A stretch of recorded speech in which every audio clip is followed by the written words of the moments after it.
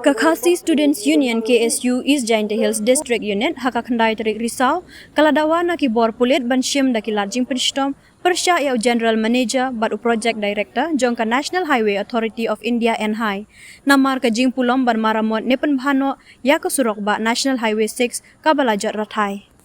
Haka FIR bala ujor siya Superintendent of Police ka East Jaintia Hills District. Ka KSU East Jaintia Hills lang ba o President uba Streamly and Suchen kalaong nga kerpar ya phi ban register ya kani ka jing ujor bat ban syem ya kilat jing penshitom persya ya ki briu ki bedon kti. Namar ki jing le jing kam ka jongki ka lak ta jur ya ki pai ba nong le nong wan bat ya ki pai ba nong shong shnong hi baro.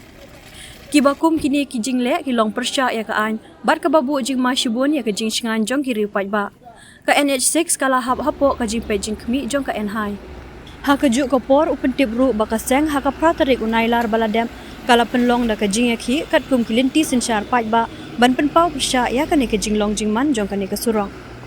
Bad haka bakum kani ka por uwe na kinong tre ka NHAI ubadai manager technical ka NHAI ubiswajit Jyoti Lakar. Ula pentikna baki bor badai khmi kin maramot no ya baro kalenter jong ka surok NH6 hapo kan riu tayo na du kateka por bar penlong ya kane ka jing yakhi pai ba hapo ka khrdop lum khajna halum shnong Henry lajan palat prata yo menta om shimla yo I satya ya kano kadak jong ka jing sedang ban pentre ya kane ka surok da ka NHAI ong presiden ka seng da ka baken tho teng ya ka NHAI halor ki jing kular thong bat halor ka jing kentai ban pendap ya la ka jong ka kamram Syuk ka seng kalau ong bakani ka jingle daki bor bahalor jong ka NHAI kala penthut shibun ya kalai kawan jong ki pai ba lengba kani ka surok kabala nang sniu syuk kat banang mi kisni bat ka babu jingma ya kinong lek nong wan